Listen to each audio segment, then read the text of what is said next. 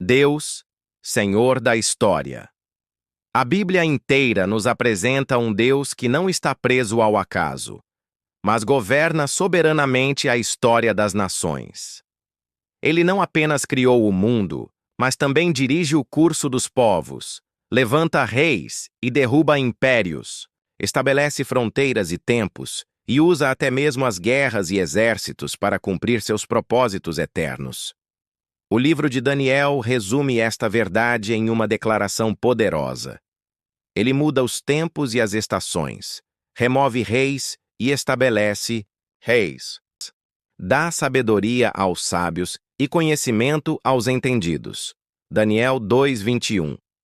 Ao olharmos para o cenário atual, com potências mundiais em conflito, interesses geopolíticos e militares, alianças internacionais e ameaças globais, é natural que muitos cristãos se perguntem: qual o papel de Deus em tudo isso?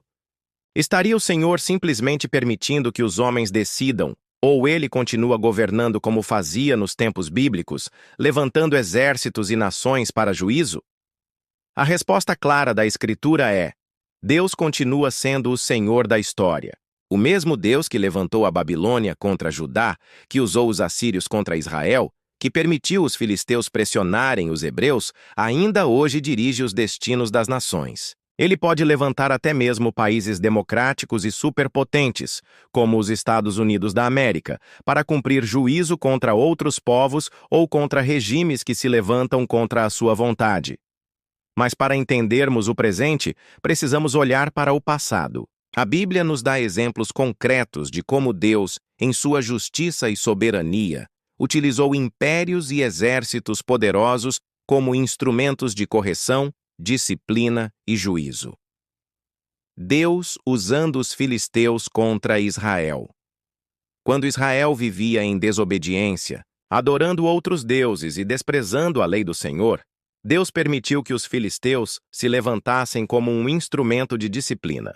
No período dos juízes, lemos várias vezes que os filhos de Israel fizeram o que era mal aos olhos do Senhor, e o Senhor os entregou nas mãos dos filisteus. Juízes 13:1. Os filisteus não eram mais santos do que Israel. Ao contrário, eram um povo pagão, idólatra e violento. No entanto, Deus os usou como vara de correção para despertar o seu povo.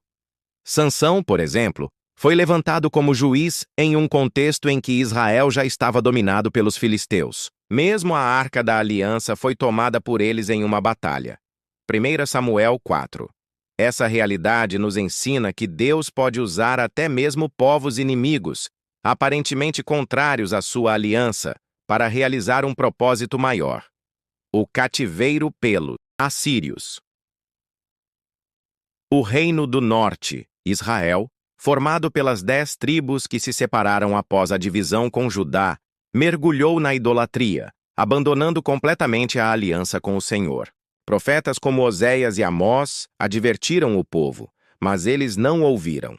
Assim, em 722 a.C., os assírios, uma das potências mais cruéis da antiguidade, invadiram Israel e levaram o povo cativo. O livro de 2 Reis 17 explica claramente que isso aconteceu porque Israel pecou contra o Senhor seu Deus.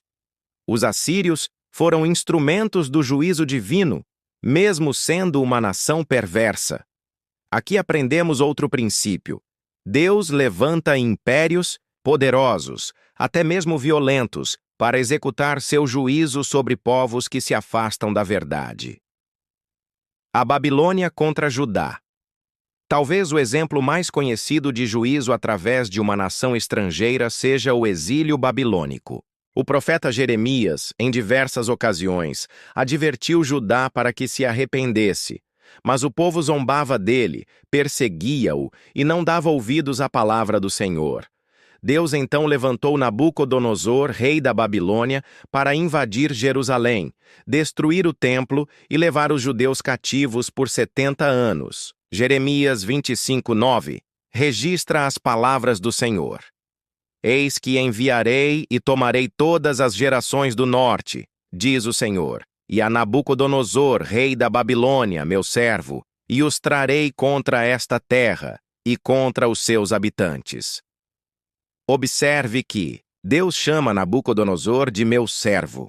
Isso não significa que Nabucodonosor fosse um homem justo ou convertido, mas que, mesmo sem saber, ele estava cumprindo um propósito divino.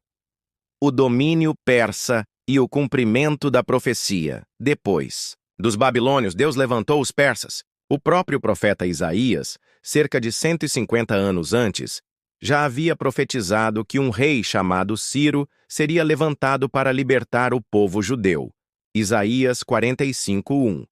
Quando o tempo do exílio chegou ao fim, o rei Ciro decretou a libertação dos judeus e permitiu que eles voltassem a Jerusalém para reconstruir o templo. Esse episódio mostra que Deus não apenas usa nações para castigar, mas também para restaurar. Ele pode levantar reis e impérios para trazer libertação e cumprir suas promessas. O Império Romano e a vinda de Cristo. No Novo Testamento, vemos que Deus utilizou o Império Romano como o cenário para a vinda de Cristo e a expansão do Evangelho. Roma trouxe estradas, organização, uma língua comum, o grego, e até mesmo perseguição que espalhou os cristãos pelo mundo. Paulo escreve em Gálatas 4:4 que, vindo a plenitude dos tempos, Deus enviou seu Filho. Essa plenitude incluía o domínio romano. Mais uma vez, Deus mostrou que Ele é o Senhor da história. Princípio teológico. Deus é Senhor das nações. Todos esses exemplos nos ensinam que Deus não perdeu o controle em nenhum momento. Ele continua sendo soberano sobre reis, presidentes, exércitos e nações. O Salmo 33:10-12 declara: O Senhor desfaz o conselho das nações, anula os intentos dos povos. O conselho do Senhor permanece para sempre, os intentos do seu coração de geração em geração. Bem-aventurada é a nação cujo Deus é o Senhor, e o povo que ele escolheu para sua herança. Isso significa que as guerras, crises políticas e conflitos globais não são meros acidentes da história.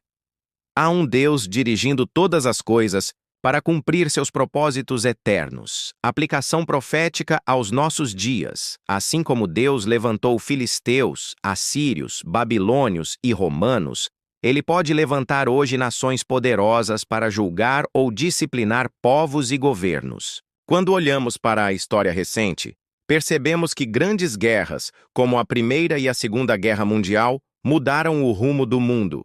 E no contexto atual, os Estados Unidos da América se destacam como a maior potência militar, econômica e cultural do planeta.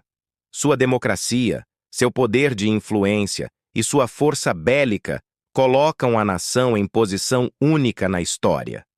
Não seria possível que Deus, em sua soberania, esteja usando ou venha a usar essa nação como instrumento de juízo ou de proteção no mundo?